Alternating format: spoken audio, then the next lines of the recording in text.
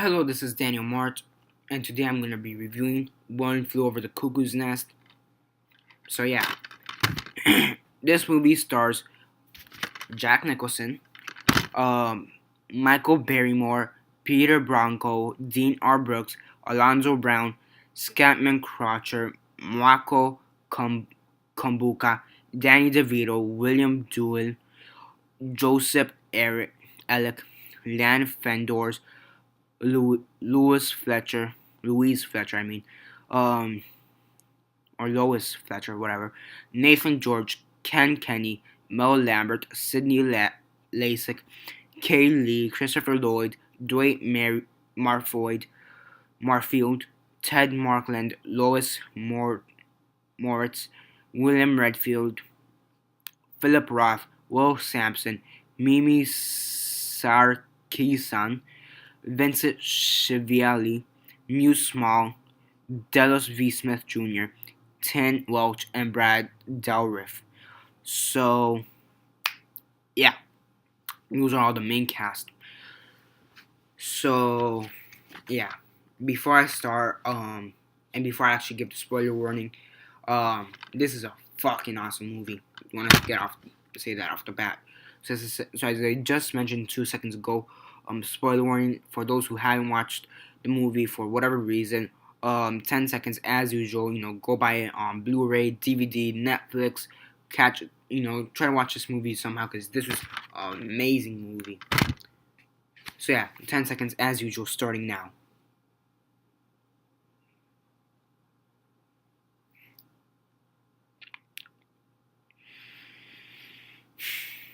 Okay, 10 seconds are up. So for those who still haven't watched this movie, amazing movie, oh crap, and are still watching this video, as I said before, Netflix, DVD, Blu-ray, whatever the case is, try to watch this before watching this review, because, you should, just putting it out there, and don't comment down below saying, I never gave you a fair warning, or be messaging me that I never gave you a fair warning, because I did, as usual. So, yeah, quick synopsis, likes and dislikes, and then the rate. Before I actually start off too, I also want to say that this is based off a novel and a play.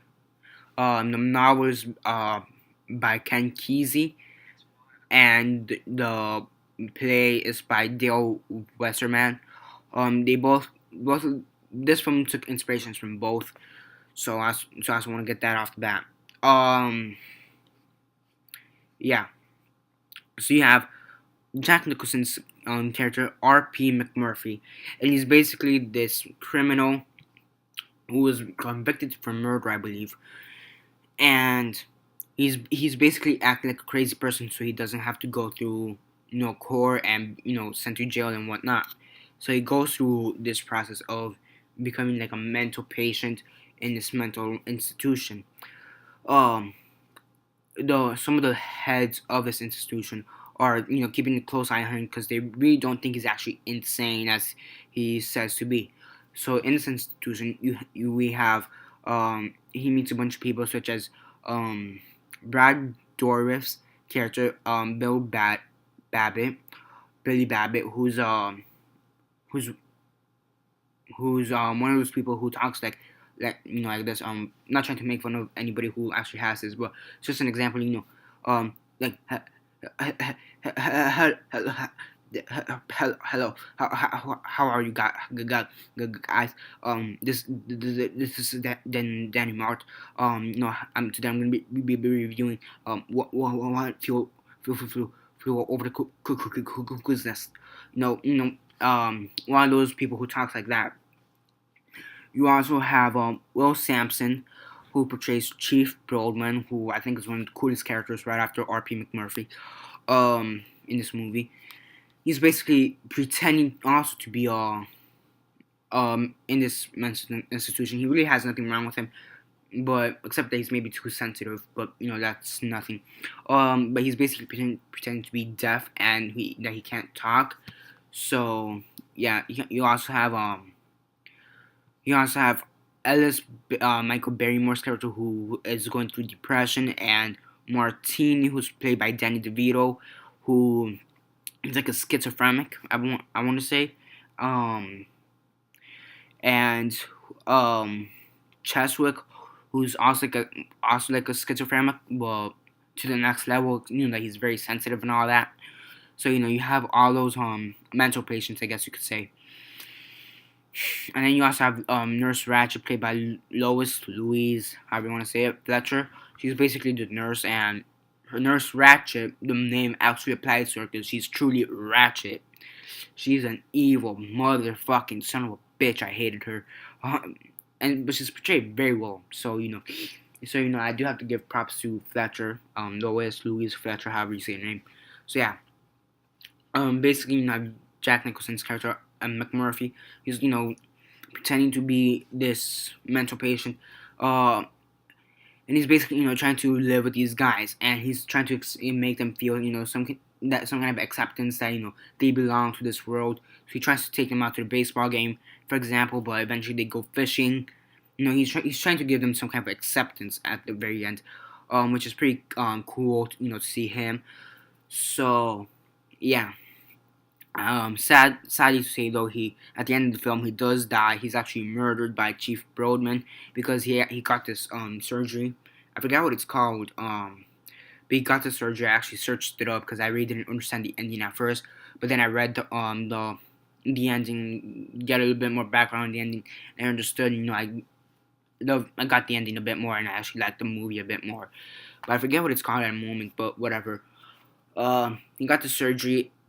And Broadman had to kill him and fulfill his last wish, which was to escape with Chief Broadman, and maybe convince some of the others to escape, but whatever. In the process, you also have Billy Babbitt, who dies, or will commit suicide because Nurse Ratchet, she's ratchet, she's a bitch, and yeah.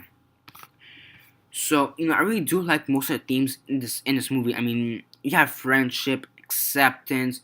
You have all these different themes layered on top of each other just to make this amazing film. So I really do like friendship, acceptance, prejudice and not racism, prejudice and discrimination. So it is pretty lovely to see all that, which I really do enjoy. So yeah, the acting and the writing were just incredible. Spectacular, as I like to say. Jack Nicholson, he does an incredible job. I mean, I saw him as Joker in the original Batman series, and I thought he was okay. I did think this guy is amazing. He does good, but in this movie, I respect him more as an actor, and he's just incredible in this movie. Same thing with the rest of the cast. Danny DeVito, Lois Fletcher, whatever, Michael Barrymore, Christopher Lloyd, William Redfield, William Sampson, Vincent Chevalier, Brad Dourif, everybody else, Muse Small, whatever. Everybody else in this movie, were on top of the game, and they were just incredible in this movie. This is a pretty well ensemble cast, and this thing won 5 Oscars. 5 Oscars. So that's how you know this is a good movie. I think it says which Oscars it won here. Here, in the 1975 Academy Awards, it won Best Picture, so that's how it's a good movie. Best Actor for Josh Nicholson, Best Actress for Louise Fletcher, Best Director, Milos Forman, and Best Adapted Screenplay, which was here says Lawrence Hauben and Bo Goldman, whatever that means. I guess they're the people who tried to put it from play and book to the film, which they did an incredible job too. Every best ensemble cast, in my opinion. Best direction, one of the best movies I've ever seen. I really have no problems with this movie. Even Nurse Ratchet, who's this evil son of a bitch right here. And here you have Chief Broadman. So he was pretty cool too. She was cold, cold-blooded son of a bitch.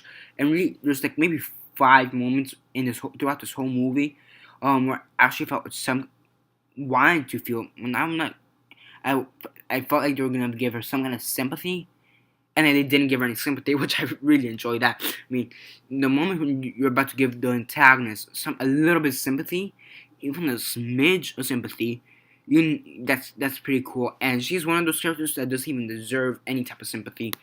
Um, so that's another thing I really do enjoy. I mean, really, I have no complaints with this movie. I mean, it's just incredible. So yeah, on a scale of 1 to 10, 1 being the worst, 10 being the best, and 6 being decent, I'd have no problem giving this film a 10 out of 10. It's truly a great film, and I do recommend it to anybody who hasn't watched it yet.